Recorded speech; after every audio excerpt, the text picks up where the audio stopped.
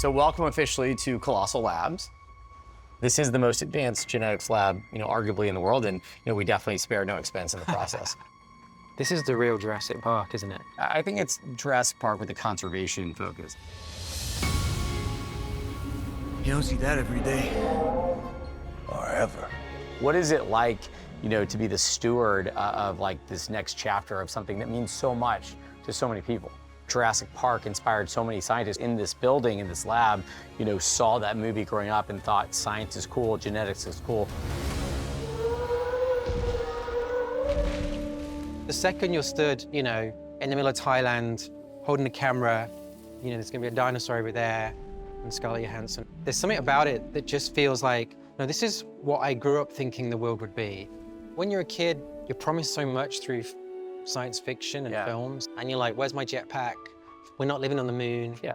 Where's my vacations to Venus? Yeah, and I feel like genetically engineering an extinct animal felt like it was one of those, right? Your choice was, well, let's change the world, right, and make it happen. Woo! So when we were in the edit of Jurassic World Rebirth, front page news happened around the whole world about the de-extinction of the direwolf, which is basically your life's work slightly, right? It created this insane excitement around the world for not just direwolves, but also for wolf conservation and everything. And it was amazing to see the reaction in terms of just this major scientific achievement that we were all sharing together. But we're losing species at such an insane rate that being able to at least back them up and protect them while developing technologies for de-extinction is just a redundancy plan for conservation. In our movie, the idea is the characters are going to this island to get this DNA samples from the world's largest dinosaurs that can help cure heart disease. So that's not that far-fetched. There's hidden cures and hidden data in all these different species that we're losing. So it's definitely not that far-fetched. But you're really de-extincting species. Even this behind us, right? This is a mammoth in ice. So Colossal is arguably the #1 genetic engineering company in the world. People think that this is what we do. They just go out to Siberia and get massive frozen mammoths and resuscitate them or something, right? And as we go this way, you'll learn a little bit about the process.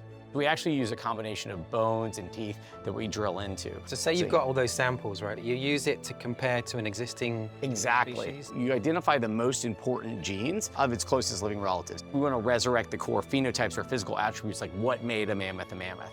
So you're looking at mammoth hairs growing from the edits that we've put into Asian elephant tissue, and you can actually grow specific hair types. Right, your film's about dinosaurs, right? Right. Is that a possibility? Is there a path towards it? You can't get dino DNA. Amber, believe it or not, it's very porous, it doesn't hold DNA, but if you took advanced genetic engineering, advanced computational models, you had an avian genomics group do trait engineering, you created synthetic eggs, I think you'll have dinosaur equivalents in the next 100 years using these tools, just a more advanced version of these tools. You're a very impressive nerd, Henry. If you could bring back any dinosaur, what would you bring back? The one that's going to get all the tourists is going to be the TRex. Yeah. It's also going to go very wrong. Might well escape.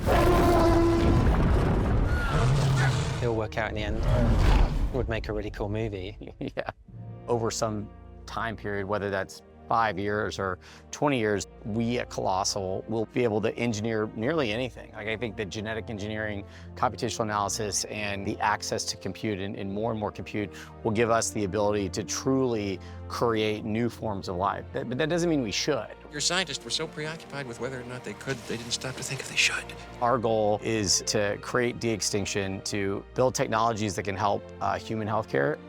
If we get this DNA, millions of lives are saved. As well as subsidize all those technologies for conservation. If we can build a company that builds technologies to advance species preservation, then I think we have done our job.